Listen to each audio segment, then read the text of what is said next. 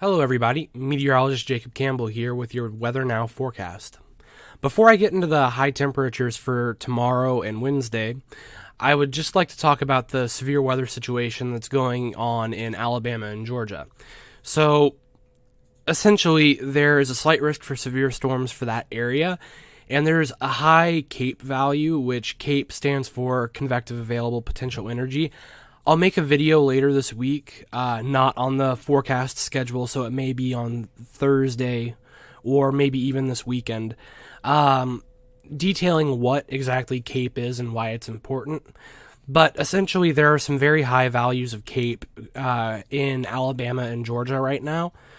And so with that comes the risk of large hail. There may be some isolated tornadoes, but I think the largest risk right now is large hail and potentially damaging winds. So I'll keep you guys up to date on the risk for severe storms throughout this week. But today should be pretty much the end of the severe storm risk until later on this week into Friday and Saturday. There's another system moving in that is going to be important to look at. So, moving on to the high temperatures, we have this polar vortex. This is for Tuesday, by the way. We have this polar vortex that was pushing in that I've been talking about on David Schlotthauer's channel, as well as last forecast on Friday. This polar vortex is going to bring cold temperatures into the New England area. Fortunately, it's pushed off into the northeast, and it's not going to be affecting the midsection of the country nearly as much.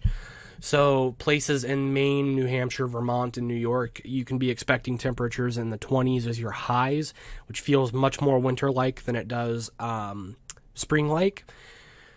The other New England areas, such as the rest of New York, southern parts of New Hampshire and Vermont, as well as Massachusetts, Rhode Island, and Connecticut, parts of northern Pennsylvania, and some parts of Ohio, parts of Michigan, you will be experiencing temperatures in the 30s, once again more winter-like than spring-like, but you guys will see a warm-up later this week.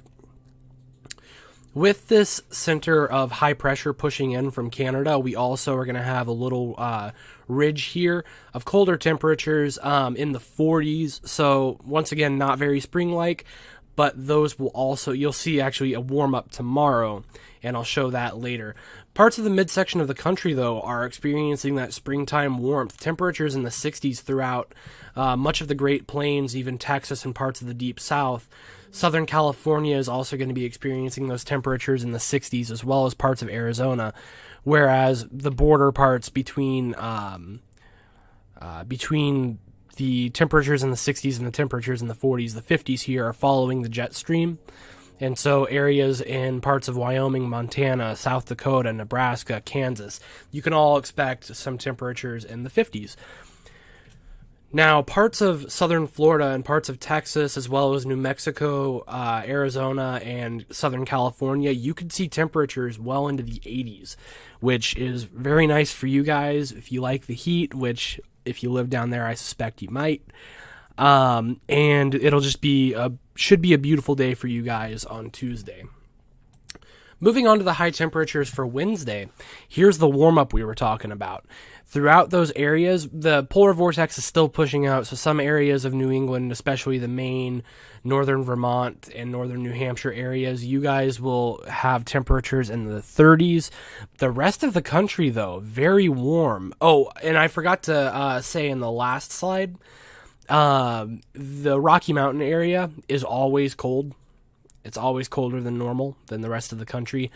Just because the high mountaintops, you will experience some lower temperatures in the 30s than the rest of the country, which is generally going to be warmer than that area there.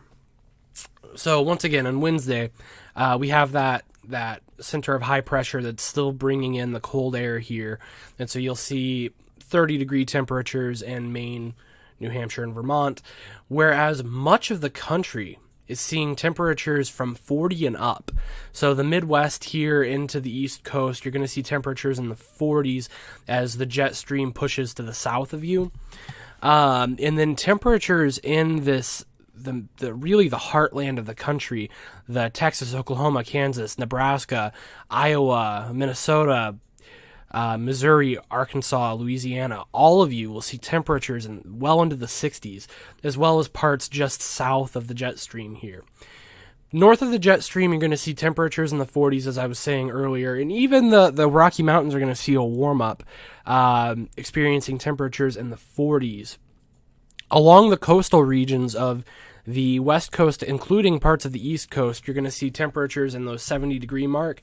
The coasts tend to be warmer than the interior just because water likes to retain heat.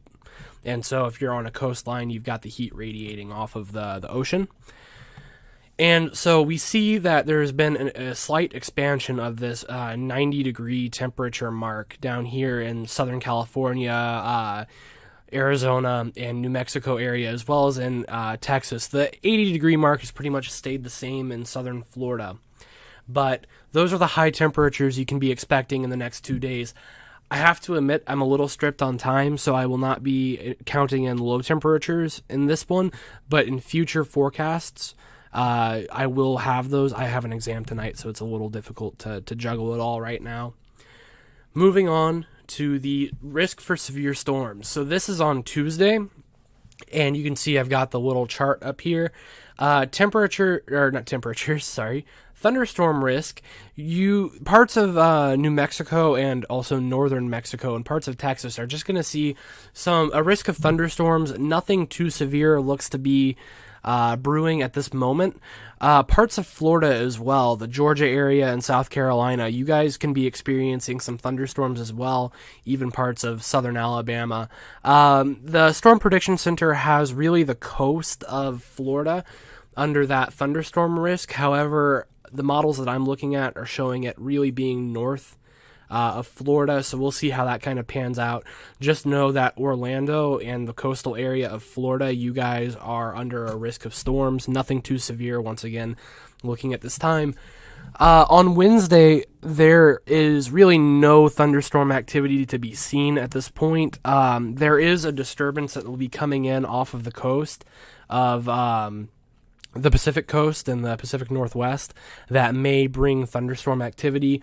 However, once again, I'll keep watching that. If anything significant comes about, I may upload a video tomorrow talking about that.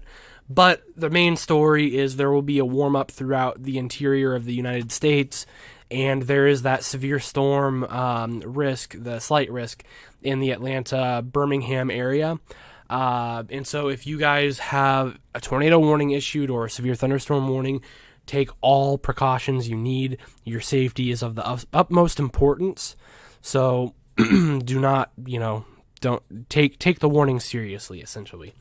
So I hope you all enjoyed that forecast. I'll be back with you on Wednesday or tomorrow if severe storms begin to pop up. I hope you all have a beautiful Monday and enjoy the rest of your day. Thank you.